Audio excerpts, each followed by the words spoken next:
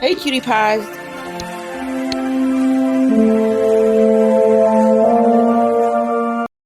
Hey, cutie pies. I'm Lanikia, and you're watching What Happened on the Soaps. This is Bold and the Beautiful Edition. All right, today is Monday, August 22nd, 2022, and I'm not going to hold you long. Let's get right into this. On a scale of 1 to 10, honestly, I'm going to have to give it a 7. So we see Eric and Donna, and they are just happy to be together. She said, "Come out by the pool. You can work from home at the pool." He said, "No, you'll be a distraction." And then they start kissing, and we see Taylor, Ridge, and Thomas come in, and they're all very happy to have Thomas there because he's going to be with the child, Douglas, and Eric's just happy to have them all over there. So then we see, I'm not going to hold you long because it wasn't much, honestly, to this.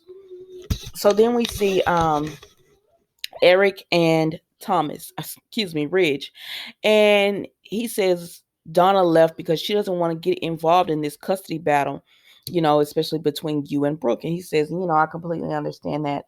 So then um Ridge says he's not trying to have any type of a battle or be involved in it either. And Eric said, "Well, you are involved in it."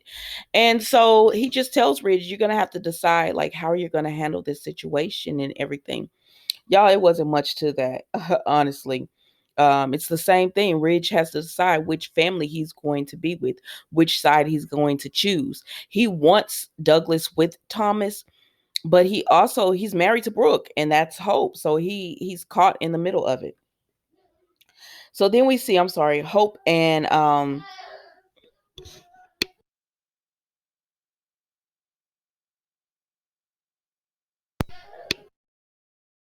so then we see sorry about that. So then we see Hope and Brooke speak. And as they're talking, Hope is just nervous because, she has anxiety about Thomas having full custody of Douglas. She doesn't want this to happen. And Brooke is like, "It's not going to happen. I'm going to take care of this right now," because she feels like Taylor is taking over, and, she wants her husband, and now they want Thomas to be with them, but she says he's right where he needs to be.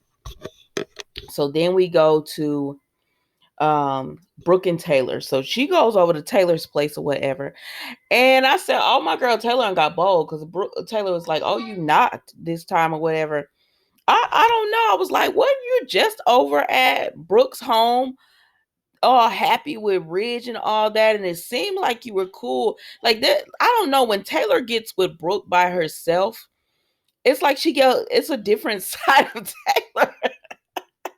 And y'all know Taylor, my girl, but I was like, "Oh, you feeling real bold, okay?" But anyways, she said, they're sitting down and talking, and she says, I Ridge told me about the kiss, and she says, "Yes, he told me he told you, but I mean, if you want me to rehash this with you, I can." And so she was just like, we got caught up in our emotions and everything. And she said, "But Ridge is needed. His children need him." And Brooke said, "No, his children don't need him." Because at the end of the day, these are grown children. Now, I'm not gonna even lie. Brooke is right about that. Like, y'all be his children need him. He wasn't the father he should have been because of you and everything. Ridge had choices.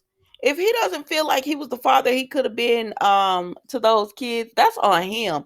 But don't blame that on Brooke.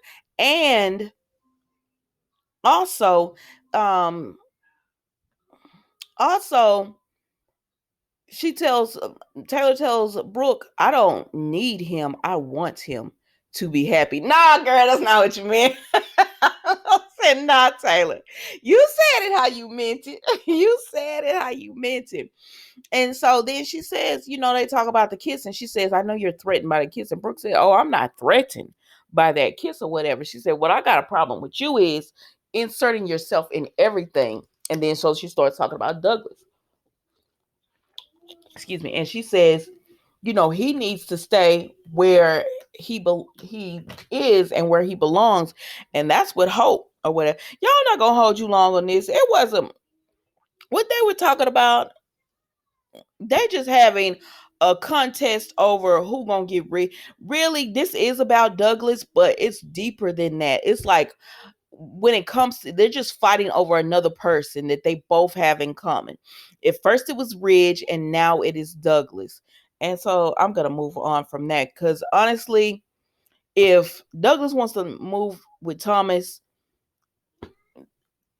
find a way to do it. Transition him or whatever. I know people have a lot of thoughts or whatever, but find a healthy way to transition him to where he wants to be. So then we see Hope and Thomas, and she's like, Douglas went to get pizza or something. He went to get, so he wasn't there. And but she said, but it gives us a chance to talk. And so she tells Thomas, I would let you see Douglas more. And he said, let me.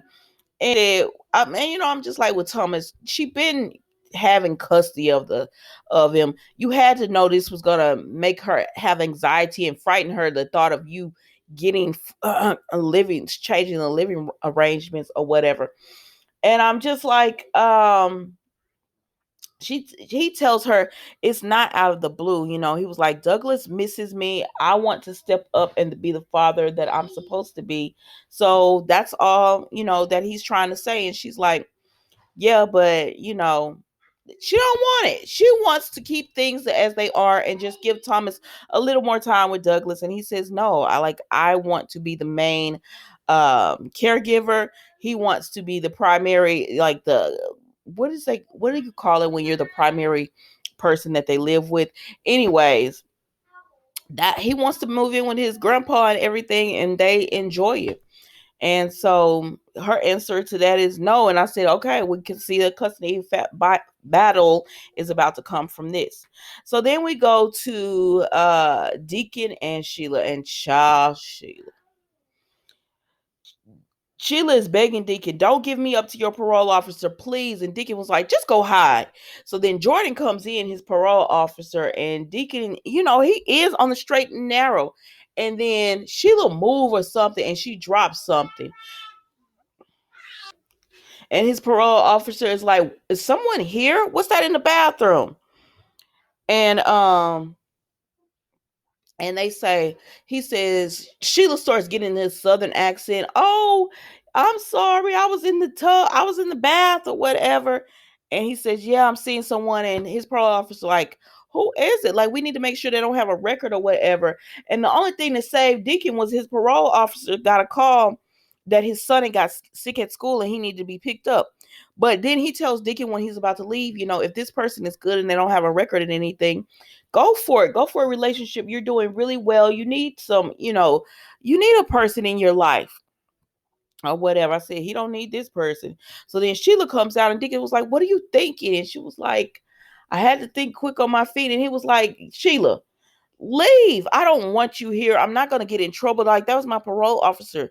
I could go back to prison behind you. And she was like, I'm not trying to do that or whatever. And he was like, just get out of here. I think Deacon said something along the lines of, nobody wants you here. Like, you're better off just everybody believing you were dead or something. And she says, no, her other children don't want anything to do with her. So she's holding out hope with Finn. And Deacon is like, I know you don't think that Finn is actually going to want to have something to do with you after all this stuff you have done. She does. She says, I have to stay for my son and my grandson. And so Deacon is just like, no, you need to leave. That's what you need to do. I want you to go ahead and go and get out of here and everything. But Sheila's like, I have money. He said, there's nothing you could offer me. And she says, I have money. And Deacon go say, how much you got? I said, nah, Deacon, no. And y'all, that was a bold and the beautiful today. Don't forget to like, comment, and subscribe to the channel. And I will see you next time on What Happened on the Soaps, the Bold and the Beautiful edition. Thank you for watching. Bye.